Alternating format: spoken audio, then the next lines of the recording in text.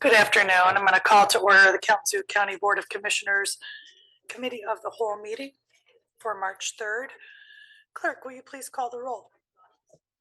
Commissioner DeLue. I am here. Commissioner Gisler. Here. Vice Chair Pro Tem Hepler. I'm here too. Commissioner Mazer. Here. Commissioner Morales. Here. Commissioner Ray. Chair Strebs. Here. Vice Chair Taylor. Here. Commissioner Wheeler. I am also here. 8 present. Thank you, Clerk. All right, we'll go to our first opportunity for public comment. This can be made in person or by the phone if you're attending virtually. You may call 855-925-2801 and enter meeting code 10748, and then press *3 to join the speaker queue. Callers may request to join the speaker queue at any time before the final public comment period today ends. You'll be permitted to speak during the specific public comment session for which you requested to join. Speakers will be recognized in the order their requests are received. Once you're recognized, please share your name and where you're from.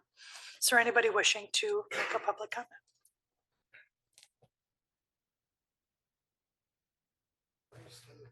Administrator, anyone? All right. Good. No one in chambers and no one online. We will move forward to item 3. We'll look at a review of accounts payable and payroll disbursements, and we will welcome our Finance Director, Ryan Post.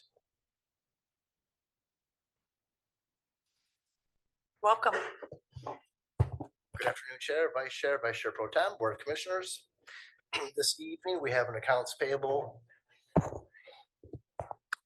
We have an accounts payable claims list totaling $6,019,647.59 is presented for review. Of this total, the Board of Commissioners asked to approve claims totaling $4,857,542.80. Payroll disbursements totaling $4,645,771.58 are presented for the February 27th elected and general payrolls. That being said, we welcome any questions from the board at this time. Questions? I had reached out with just some minor ones to administrator earlier, but one of them, I don't think I got an answer. There was a replacement of a chiller on buildings and grounds. $26,000 expense. I just inquired which. Yes, thank you, Chair. I was able to respond, but I know, just in transit. So that is an agreement. It's a 5-year agreement. So that's one of the installments. So it's year 2 of a 5-year installment. Thank you very much for the clarification. Absolutely. I appreciate it. Thank you. No other questions, commissioners? All right. Thank you. Thank you. Thank you, Dr. Catlin. Okay. We'll go to our item 4 of our, pardon me. So we're going to hear a housing framework update, and we would welcome forward Housing Director Mary Balkema and Deputy Housing Director Willa DiToronto. You know, they were just with, there they are. Welcome. Yes, you are. Welcome, Director. Yeah, my apologies. I think I saw you step out. I hoped you were close. Thank you and welcome to you.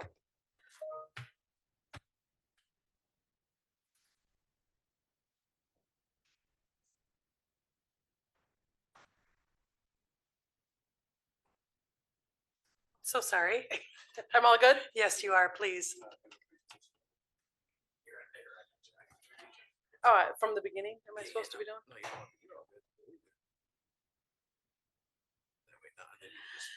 My apologies, Director. I'd introduced you as you were in the hallway, so, but welcome to you and to Deputy Housing Director as well. Thank you. So good afternoon, Honorable Chair, Vice Chair Pro Tem, Board of Commissioners. My name is Mary Balkema. I live in the city by day and by night. And I'm joined by Deputy Director Willa DiToronto, who also lives in the city by day and by night. So we are here By the request of Dr. Catlin to give an update on the housing framework, we came, I believe, in December. Is that correct? And then just to show you where we are in the timeline and exactly what we're doing. So by way of background, the framework was drafted in 2025 in consultation with representatives from the city of Kalamazoo, Southwest Michigan First, the COC, United Way, the Kalamazoo County Land Bank, and other stakeholders. We received an award of $23.3 million committed to support key initiatives within the framework. We received $7.769 million in December of 2025. The funding award was $11 million in operations over 3 years for the landing place, plus the $700,000 construction gap that we were experiencing at that time on the landing place. Our anticipated opening is late April, and we just secured the date for the ribbon cutting. It is April 30th, 2026 at 11 o'clock. If everyone could please put that on your calendar. This is a real milestone for this board that we are super proud of. Family Promise is currently hiring. They have hired an executive director for the project, Andrea Trammell from Ministry with Community, who is an experienced practitioner. We're super excited about her. And we're also really excited that the construction is, we've had a few delays, as you well know, but we are on track to be done the 4th week in April. And then for Family Promise, they've hired the ED and their top 2 other employees, so the shelter operator and the program director. And so in the next few weeks, you're going to probably see at least 18 full-time positions posted for that facility. And they're really excited to be able to offer, the lowest paying wage is $23 an hour. So I just wanted to shout that out because we're supporting this project in a way that allows them to do that. So. The next piece that we are funding is a strategic implementation plan. We have an RFP that will go out this month. It's currently in purchasing. That we'll have $300,000 to use for that. It will be a comprehensive plan. It'll include asset mapping, and it's anticipated to take about 6 months to complete. So we would ask that you invite us back in September for the results of that.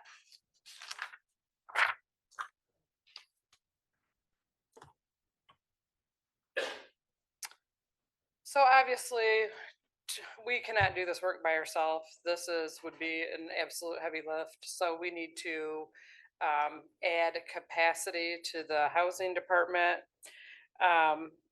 We have 2 initial full-time employees. The positions will be back for review from HR on 3/6. The position creations will be on the 3/17 or the 4/7 board agenda. They will be posted in April and hired in May or June. So that is the trajectory to hire the positions. We know there's a lot of interest, especially in the voucher program. So as soon as we have that person hired, the faster we can get that up and running. And then we will come back in the 4th quarter for a supportive housing division manager. So that's kind of the cadence with the hiring of staffing. And the award is also $600,000 for the data integration system. Do you want to talk about that? Sure. So one of the full-time employees that was just mentioned is going to be coming in to support this initiative.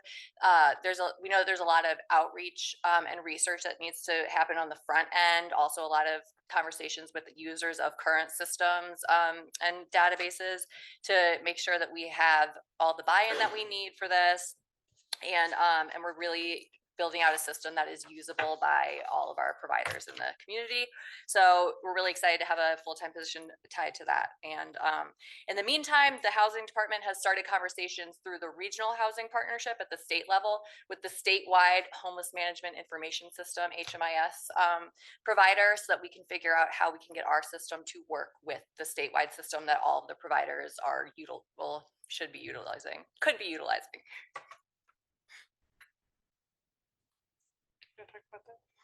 Okay, county voucher. Sorry, I just ran up the stairs, still out of breath. the funding awarded for that $7.2 million over 3 years. Just like the previous slide, there's a full-time position tied to this initiative. But we are anticipating coming out with 2 pilot programs with this funding. One will be modeled slightly similarly to HUD's project-based vouchers. So those go with projects or units. So an example of that would be with Mount Zion, we funded a $500,000 pool of funding for them to provide vouchers for units at the Legacy Senior Living. That's subsidizing units from 60% AMI down to 30% AMI. So that's type 1 of voucher. And then the second voucher would be a tenant-based voucher. And so that looks more like the housing choice vouchers that are administered by HUD that go with the household. And then the household uses that to go out and seek a housing unit. We are going to pilot the project-based ones first, potentially utilizing projects that have already been funded with millage dollars. So those are already partners of ours that we're working actively with the property management systems there. That can probably get operational a lot quicker. We're targeting Q4 2025. 26, sorry, we're in 26 now. So we're targeting Q4 2026, but that's dependent on getting staffing hired and the property management groups in place. We're already conducting research and talking with some of those management firms about how can we look at the current project-based voucher system and make it a little bit more usable for the folks that are holding those vouchers. And we've been getting some really great feedback, so I'm super excited about that. The tenant-based voucher is going to be a little bit more complex and require a lot more data tracking and information gathering. And so that will probably be a next year initiative that rolls out. But we are also being mindful of the fact that there's very few vouchers coming from HUD right now. We want to be able to get these tools into the hands of people that need them as quickly as possible with a program that will hopefully work well and be funded continually.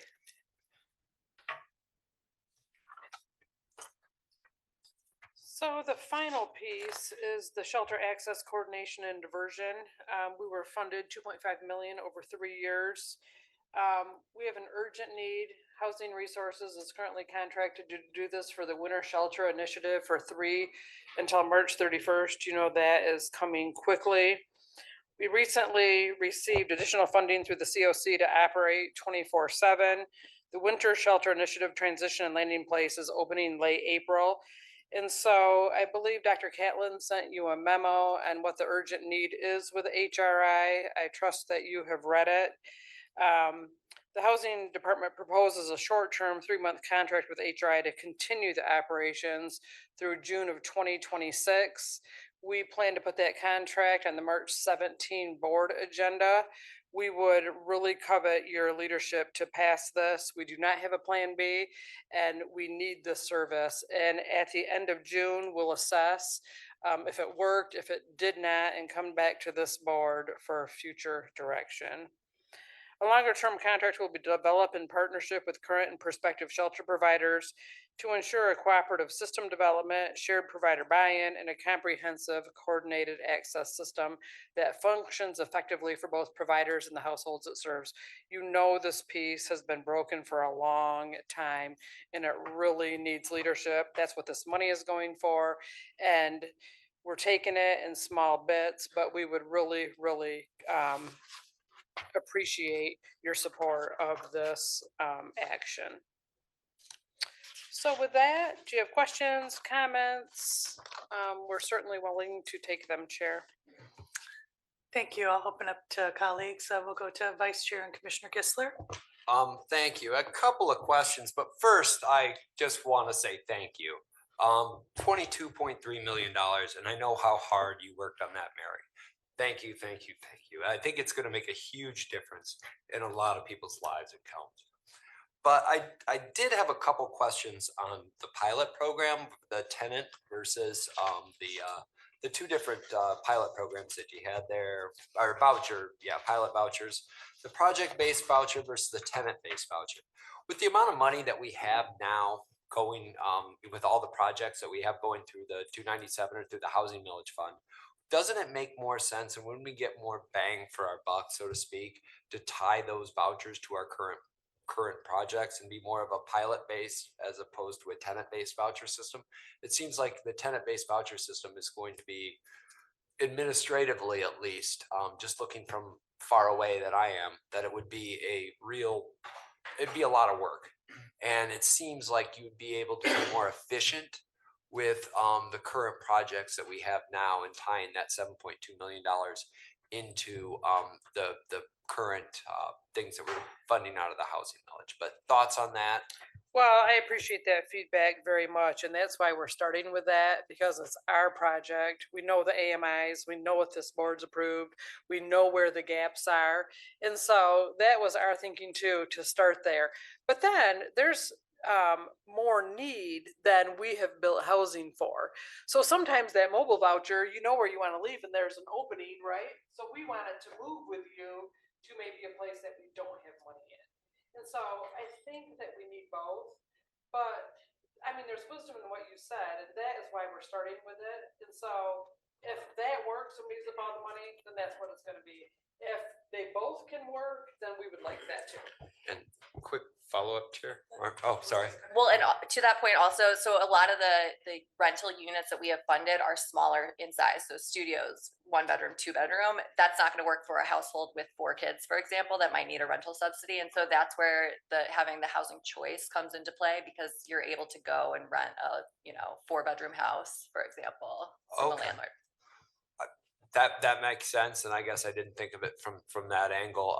Also, one of the biggest problems I see with the housing vouchers from the federal side is that it creates sort of a dependency on governmental support.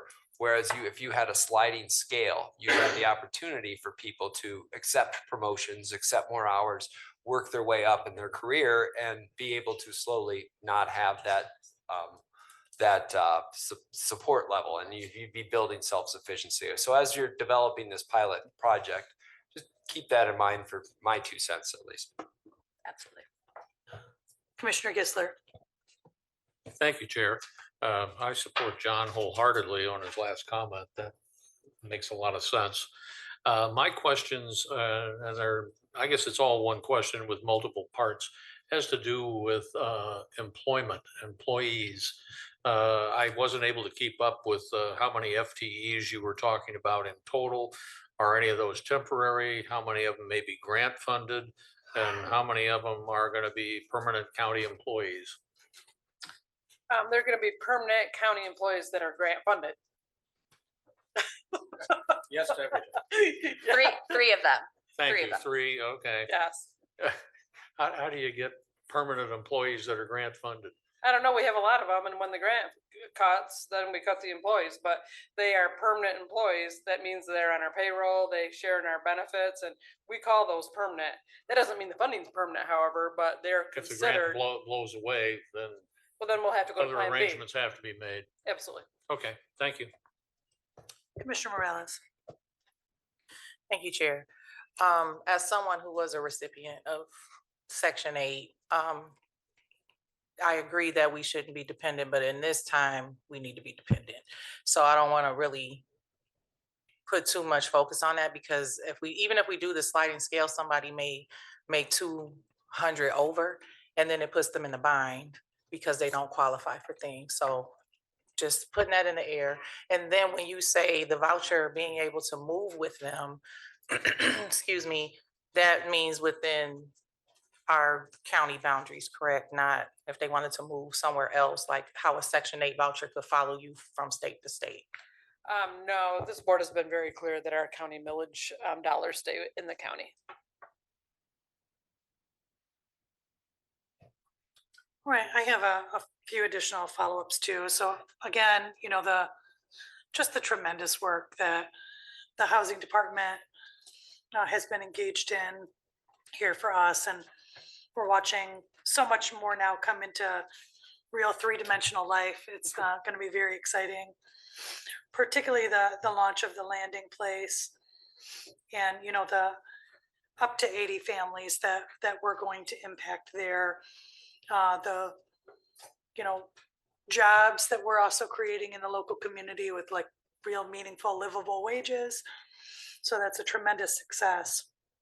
I think just to elevate for community, but we've had lots of ongoing dialogue around most of these strategies, and just to identify in the strategic and implementation planning process that we seek foundational input from people with lived experience who are on the margins, who have experienced homelessness or are currently unhoused, and that be a robust and meaningful effort where that dialogue is really integrated into our approach in the system design.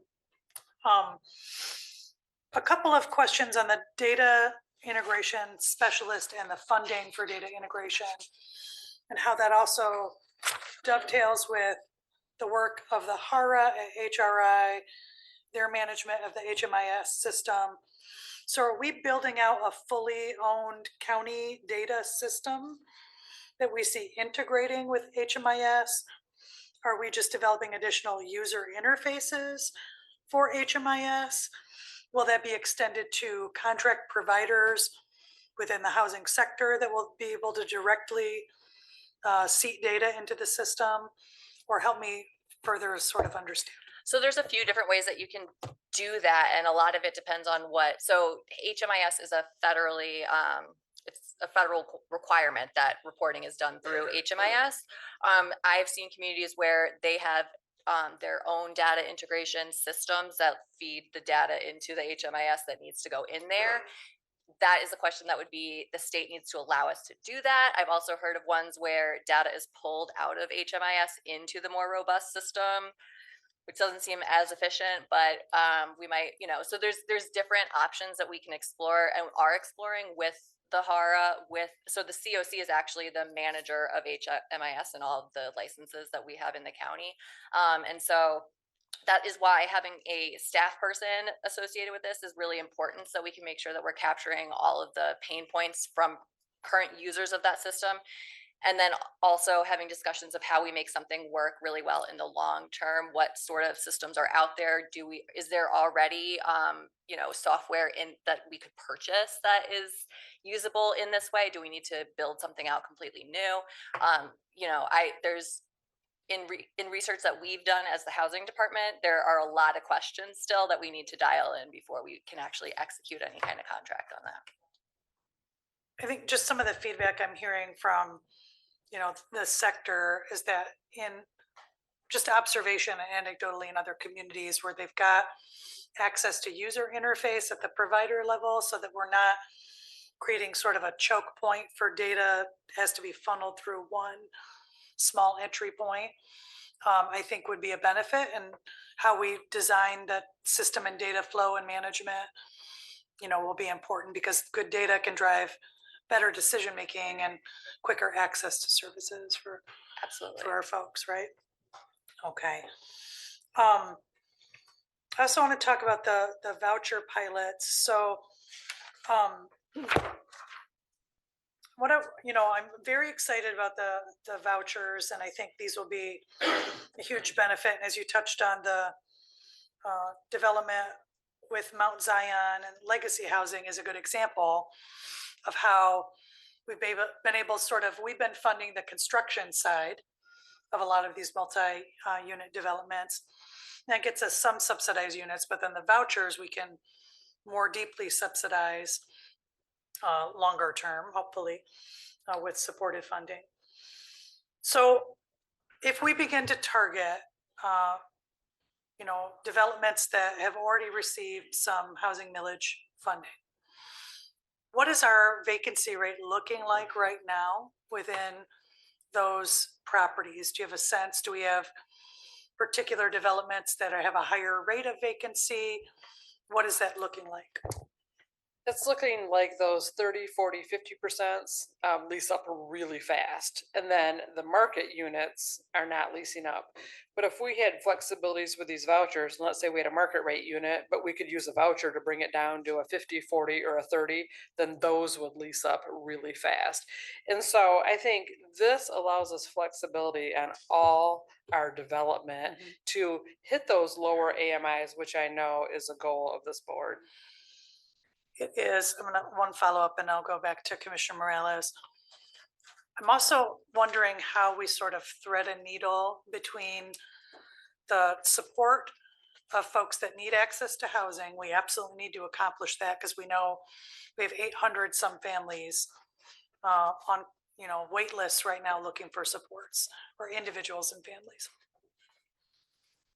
But without also artificially inflating rental rates, because in the long term, vacancies in market conditions would cause the rental rates to come down because they're not fillable with tenants willing to pay that rental price. So how do you see us navigating that? I know there are some approaches used in vouchering that focus on certain level of expense in units. I forget the acronym that is applied to some of the housing choice vouchers. And, so. Fair market rate, FMR. Yeah, Yeah. so can you help me understand, or how even, maybe we take an initial approach, but how do we create a analysis of what sort of impact it's having long-term? Well, we could look at all of our projects that are funded, what the occupancy rate is, where there's a pressure point rate, if it's market rate, or what AMI. And then those fair market rents are largely put out by HUD, right? And so we're not gonna go way over those or way under those. That's what's put out in our community. Yeah, So I think it might need a little bit more analysis, and I can do that and get back with you. I don't have that data all Sure. right here, but it might be good to frame it for a discussion, right? On exactly what are we funding and where are we seeing units not getting leased out. yeah, One of the problems with fair market rent is that HUD determines that by a statistical area. So that's an average of all of the rents. If it's Tall Timbers in Portage that just opened up, if it's, a single family home in Oakwood, it's determined on such a wide Yeah. variety of housing. And so some areas where I've seen it work better is determining the fair market rent by zip code. And so you can take, it's not going to be the same for every area, but it allows for a little bit more flexibility and allows people to really choose where it is they want to live and where they can afford to live, because the fair market rent is oftentimes so low that they can't use that to get into our units that are funded at our market rate yeah. ones. And so that's a state level policy That's direction. That's a needed. federal policy. And so, So how, if it's federal policy, how are some communities doing it by? they zip get a code? waiver. Thank you. So then that's a state waiver policy. Thank you. Commissioner Morales? I think some of my question is being answered. So for example, for some of the units that are in Kalamazoo, when they fill up the 30 to 60%, and they say we only have market rate, but you have that 30% income, are they going to accept the voucher? Because from my experience, they haven't been willing to accept the voucher just because of the stigma that is attached to it for market rates. And specifically the ones that we've invested in, will we be able to create partnerships with those folks to accept the vouchers? And when those fill up, say Drake's Pond, for example, that we know is got a nice market rate, do you think they will have a partnership with us to accept a voucher when they don't accept? They say we do not accept vouchers, and there's several places around here that specifically say they won't accept them at all. So how do we navigate around that as we fill up units? That's a really great question. And actually, we've had several developments reach out to us wanting to partner on vouchers for their market rate. There's also, in the city of Kalamazoo, you're not allowed to discriminate on source of income, and vouchers are a source of income. So they say, but we, units that are and this is why it is why we would like to pilot this with millage funded units first, because we do compliance on millage funded projects. And so we actually asked to see why they're denying people, and we'll be able to cross-reference lists and see if it's because, did everything else look good and it was just because they had a voucher.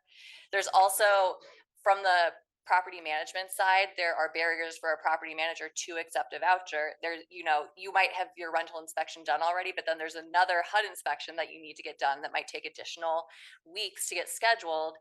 And then you have somebody else who doesn't have the voucher who wants to rent the unit and can get you rent payments tomorrow. So I think that trying to alleviate some of those barriers from the property manager's side, knowing that we're already doing compliance on those buildings and those units and their systems already, will make it a little bit more seamless. We obviously have work to do with the property management companies, and we'll be doing that.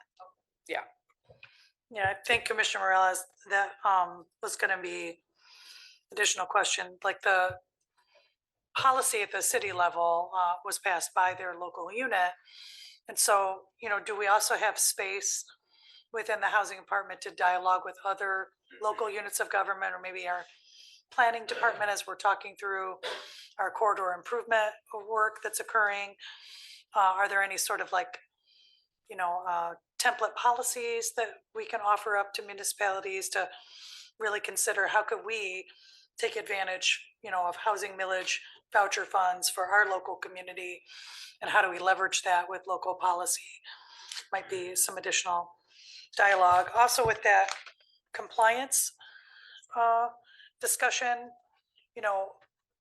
I'm hoping as well that maybe some of that compliance work could include sort of the secret shopper approaches as well to housing applications, because sometimes, you can get reports that look good, but we really need to see how they're interfacing with people directly when they're coming in to apply for housing. Well, and I think we can also, sorry. Go ahead.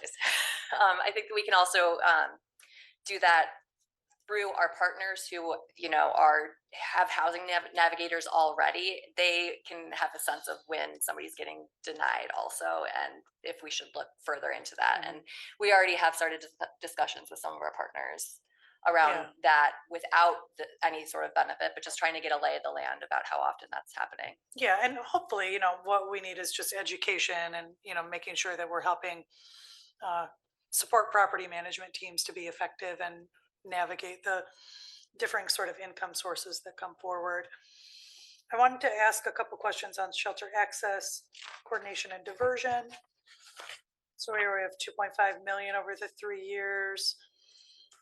We have HRI now up 24/7. We've talked about the short-term initial contract, and we know at the end of March, our winter shelter funding sort of comes to an end.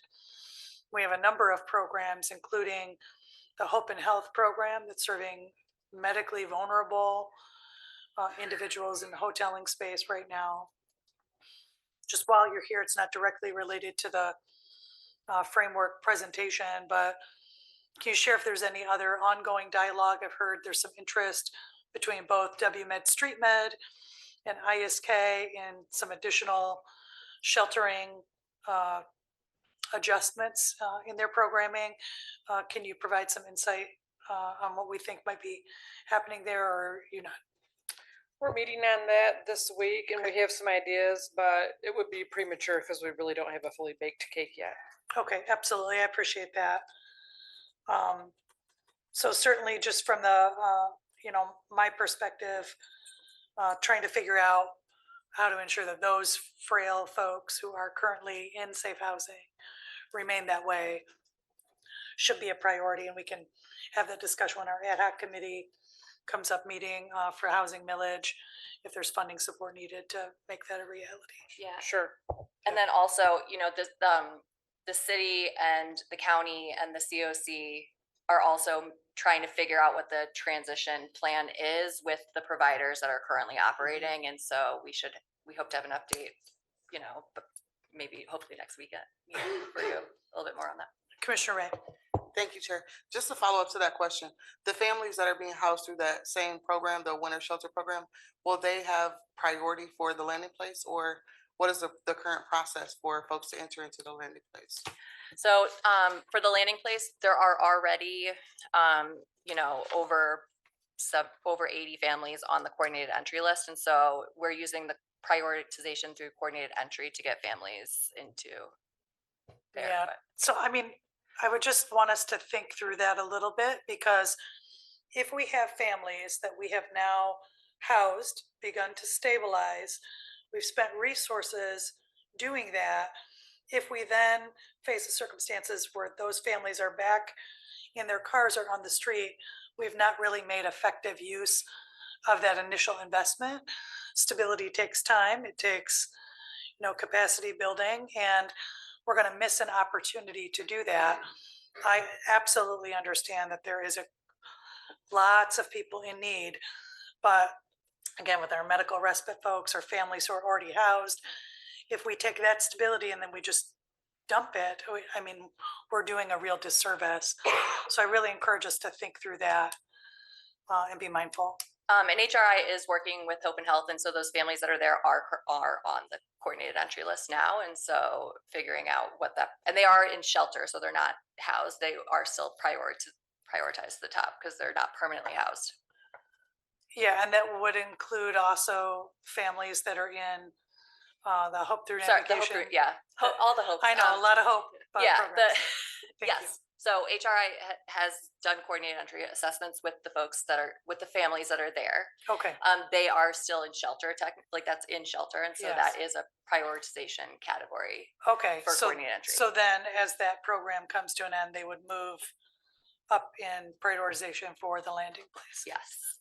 Thank you for that clarification. All right. Thank you. Do we have any other questions? All right. I appreciate. Thank you very much. Appreciate it. Absolutely. Thank you so much. All right.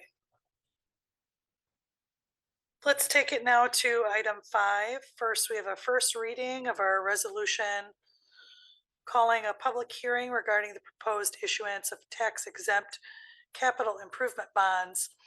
And these are for the indoor youth sports facility. Do you have any questions? Do you want to, Vice Chair, update on that? I'll just make a comment. I'd like to thank the administrator. We worked hard on looking at the assumptions of this and looking at what this would look like 20 years. I 25 years from now, I feel confident that these revenues are going to cover these expenses, but I just want this board to know that it's tight.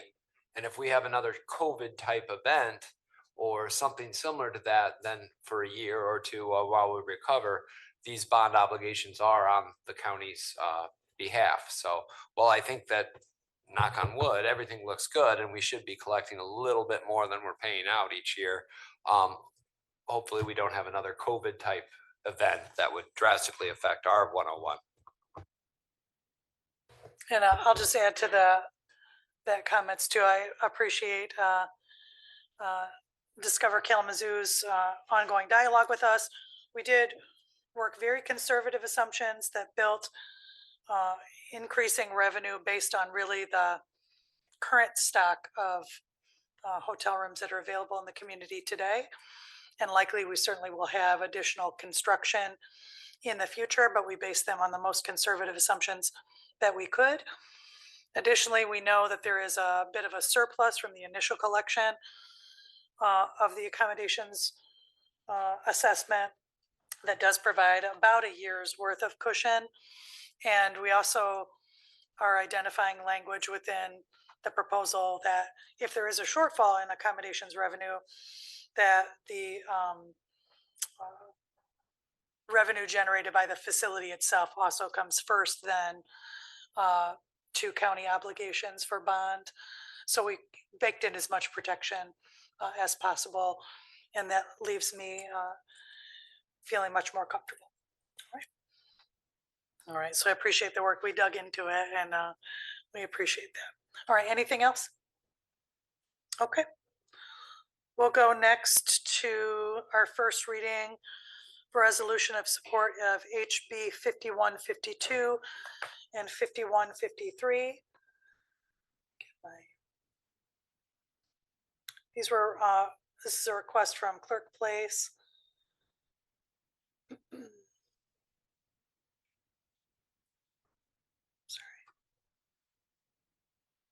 Thank you. All right, so we'll see this for first reading. This will come, it's a recommendation from Michigan Association of Registers of Deeds.